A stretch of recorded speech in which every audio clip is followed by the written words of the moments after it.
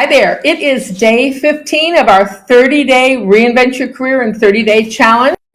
And this is Diane Huth. Today we're starting the whole series to ace the interview. This is really important. Nobody ever teaches us these skills.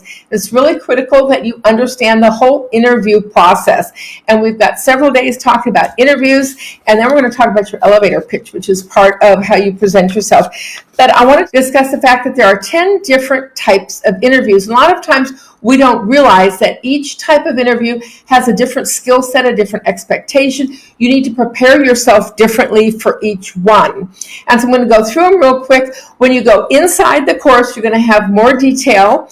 And when you go inside the course, you get a free downloadable copy of my book, Secrets to Ace the Interview, in which I detail this and much more in great detail. The first interview that you may have is a phone screening interview, and this is done by a fairly junior HR person to verify, number one, that you can talk appropriately, that you can communicate well, and that you're still interested in the position. So that's the first time. It should be 10 or 15 minutes max, and it's basically a basic initial verification of interest and basic verification of how you present yourself verbally. What's happening more and more is video interviews, because video technology is so easy. You need to master video interviews, which is our topic that we're going to go over tomorrow. I'm going to teach you how to master the video interview and how you can be prepared to present yourself well on video. But it's been much more common. In fact, there's kind of a separate wrinkle that's happening right now, which is a one-way interview. And I had one of my clients call me. It's basically a computer program that you look at your computer with video on, like you're doing a video interview, and it asks you questions, either with a voice or something, and it records you answering those questions. So you're really talking to a computer, but that's kind of an important trend to be aware of. The third kind, of course, is what you're most familiar with, an in-person interview. That could be with one person. It might be a screening by HR, might be a screening with the hiring manager, but that's where you would go in, talk to somebody for half an hour, thank you very much, and leave. The fourth type is a sequential, and this is very common, and this is where you would be called in to meet with people at an office for half a day, and you would first go into HR, you'd meet your HR representative or the recruiter, you'd talk, you'd turn in resumes and things like that and fill out a form and sign it, and then after that you would go through a series of interviews with different people. It might start with a couple junior people in the department who would be peers, and then it would probably maybe be a coworker in another department at a similar level, a peer, and then you'd probably end up the day meeting with the hiring manager who would be your boss. And if they're really impressed with you and they think it's worthwhile, they might even have you talk to the boss's boss. Okay, so it might even go up a level beyond the person that you'd be working for. So that's going to be a whole half day that you're going to spend with 3 or 4 interviews. At the end, you're going to cycle back with human resources before you leave.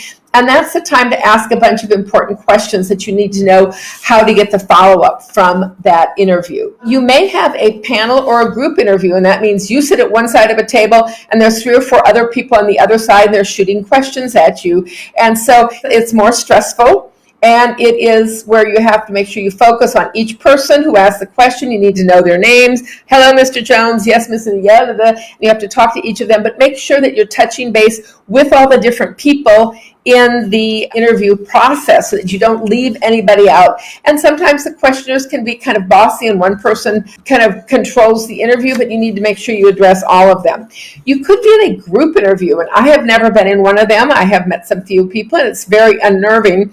And this is kind of like a political debate where you might be sitting with 2 or 3 competitors, and there's a panel of multiple people there, and they're asking you questions, and you're leveraging the amount of time that you have to talk versus being bossy and taking everybody else's time, but yet showing that you've got initiative and that you know what you're doing and thinking on your feet and being able to react to people next to you.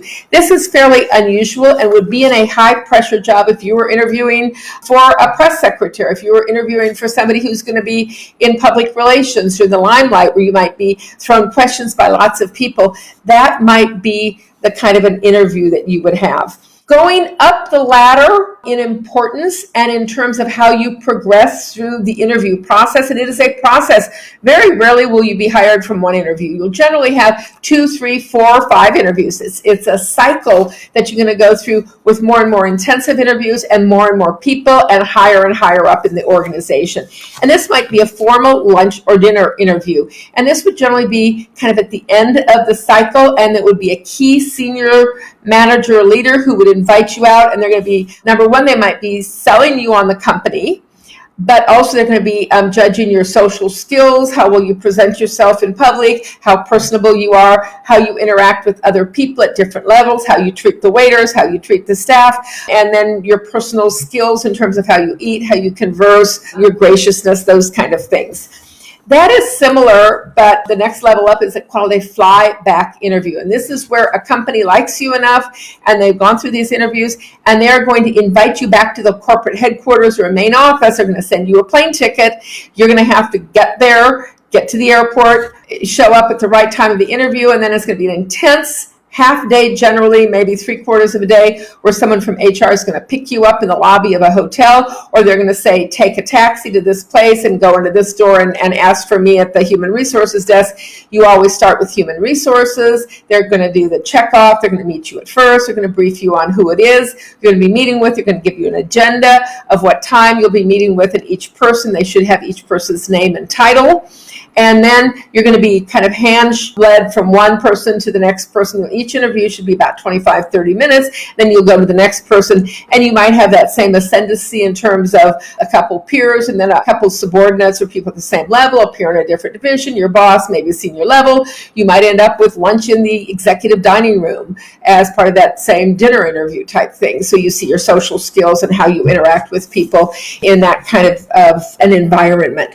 And that's probably the top that you're going to get in a traditional corporate interview. Is the flyback interview. There are other interviews you need to be aware of. One is a technical interview, and this is generally not from human resources because they're not going to know this, but this would be with your boss or another peer or somebody in the department grilling you and asking about your technical expertise. Have you done this kind of a program? Have you done this kind of a platform? Which software skills do you have, etc.? Tell me about a project that you led using Python or something like that. So you're going to be talking technical skills, making sure that you do have the expertise that you claim you do.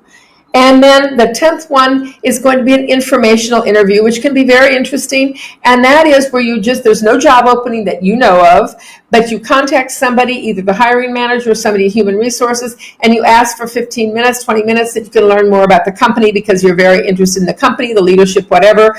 And you'd be very interested in learning more. And could you spend some time telling me about the company so I can understand the company better and what you do and your role is. And then I actually know somebody who got hired from an informational interview. She picked someone's brains.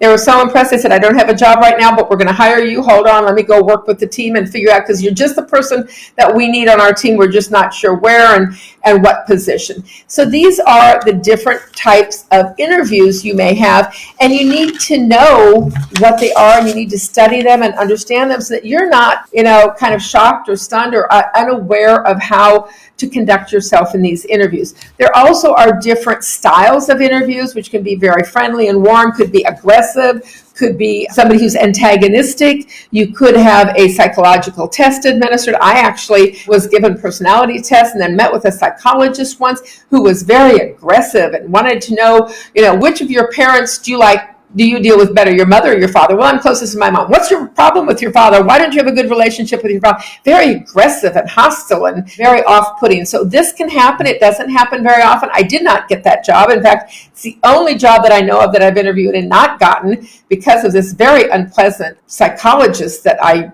found the whole thing very distasteful, and I didn't like the aggressiveness. But different companies and different individuals have different interview styles. So you have your different types of interviews, and you have your personality styles. So you need to be aware of that so that you are prepared to ace the interview.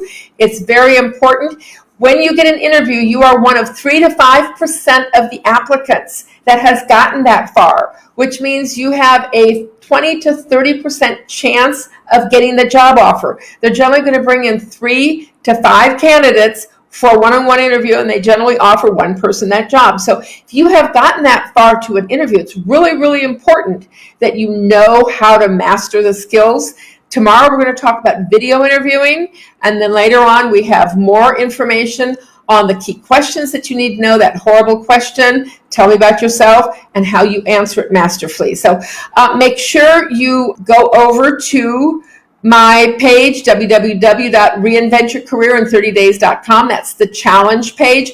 While you're here, if you would go down and like or subscribe to this, that would be great, because then we can be in touch. And when you have time, please go to my website, dianehuth.com, DIANEHUTH.com. Have a lot more information, valuable tips and skills for you there. Thank you so much. This is day 15. We're starting the third week of our 30-day challenge. We're halfway through, and hopefully we've learned a lot. I'll see you inside. Take care. Bye-bye.